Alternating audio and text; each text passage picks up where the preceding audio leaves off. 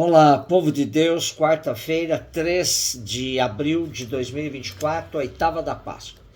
Nossa reflexão de hoje é a partir de Atos 3, de 1 a 10 e Lucas 24, de 13 a 35.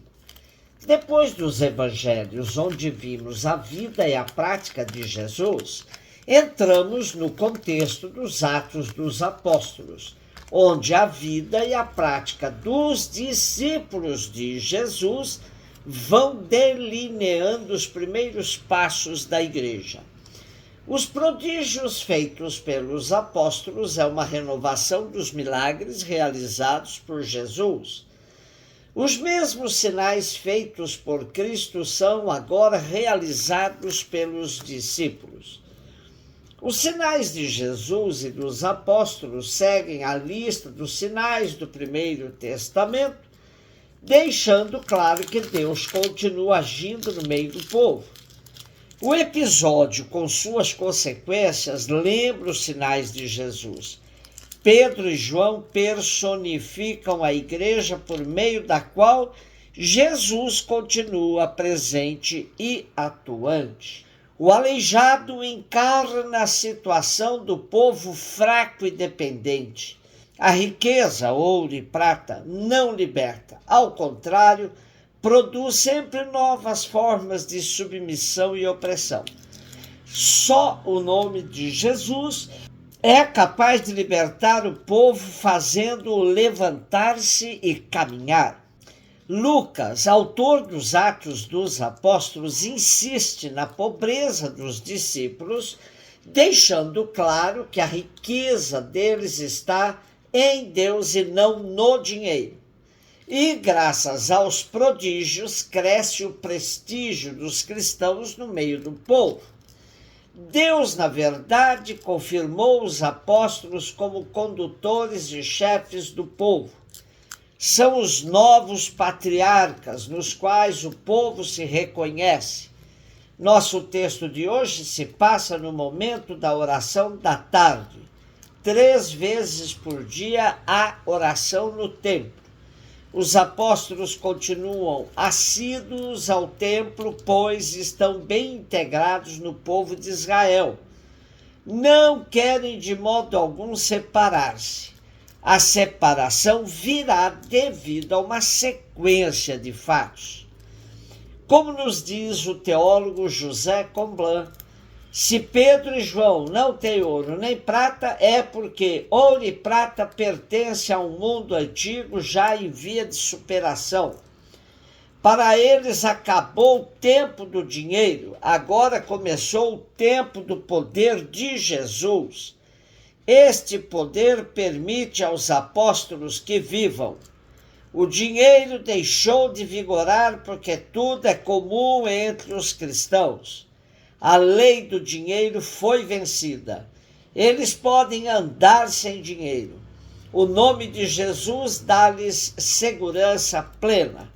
E este mesmo poder faz com que possam realizar prodígios. Estamos aqui na visão de uma comunidade que superou as leis deste. Eis a utopia. Alguma coisa disso devia estar presente ainda nas comunidades de Lucas para que pudessem reconhecer-se no retrato ideal de Jerusalém. Lucas 24, 13 e 35. A narrativa de Emaús é talvez uma das mais conhecidas dos evangelhos. Entender o mistério de Cristo não foi fácil para todos. Muitos duvidaram e até mesmo os que com ele conviveram tiveram dificuldades para aceitar que aquele que tinha sido crucificado, Deus Pai o havia ressuscitado dos mortos. O Evangelho segundo Lucas demonstra uma preocupação bastante didática ao narrar tudo o que o terceiro evangelista conseguiu coletar em sua pesquisa. Lucas seguramente se aproveitou da informação contida no Evangelho de Marcos 16, 12 e 13, bastante sucinta, e a desdobrou numa de suas mais belas narrativas catequéticas, conhecida como discípulo de Emaús. Vejamos alguns destaques do Evangelho de hoje. Há uma liturgia penitencial clara. Esperávamos tanto dele. A estrutura do texto revela os passos de uma liturgia das primeiras comunidades. Os discípulos estavam a caminho de Emaús, pequeno vilarejo distante uns 12 quilômetros de Jerusalém. E eles se distanciavam da comunidade que havia ficado na capital. Estavam tão desolados que não percebiam a presença do ressuscitado caminhando com eles. O texto nos diz que estavam como que cegos. A dor pelos últimos acontecimentos, condenação e morte do Cristo, era imensa.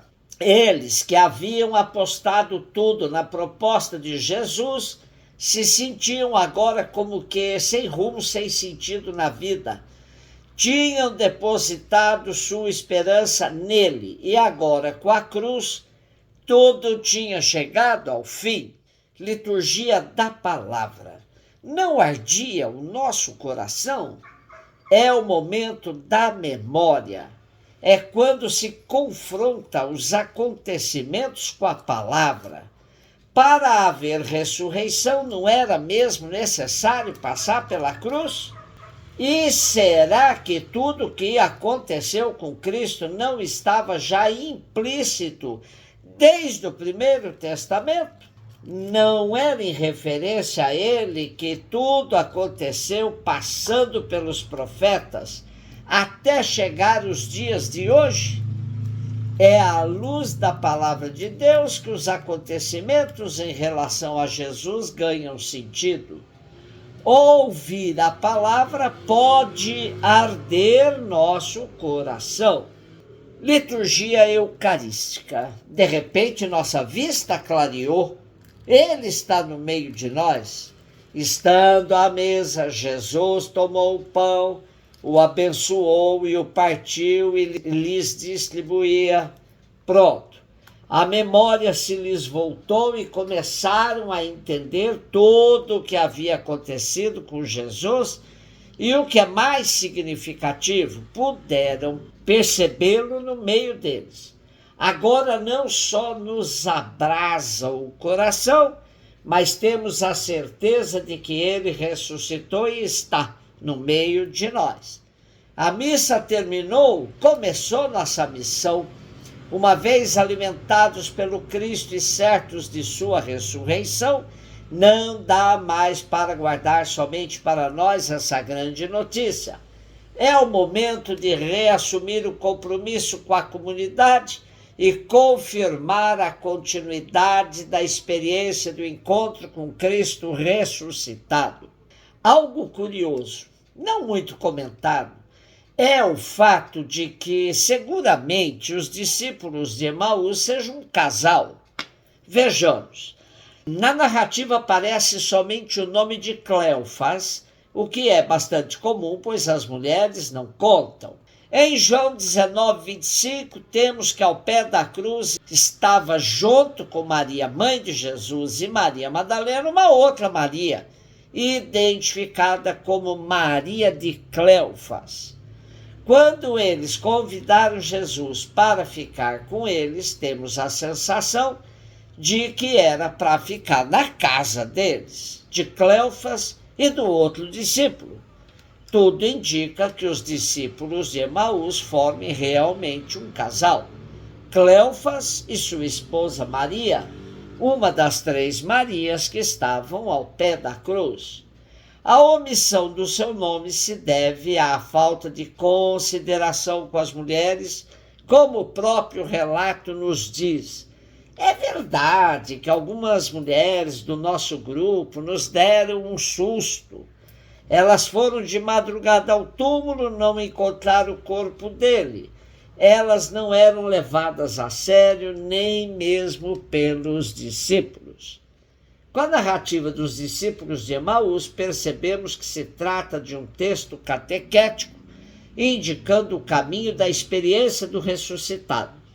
Os passos para tal experiência são clareza nas leituras dos fatos que envolveram o evento Jesus, relacioná-los com as Escrituras, pois elas confirmam quem é Jesus, partir o pão em comunidade, pois ele mesmo nos disse: fazei isto em memória de mim. Um beijo no seu coração.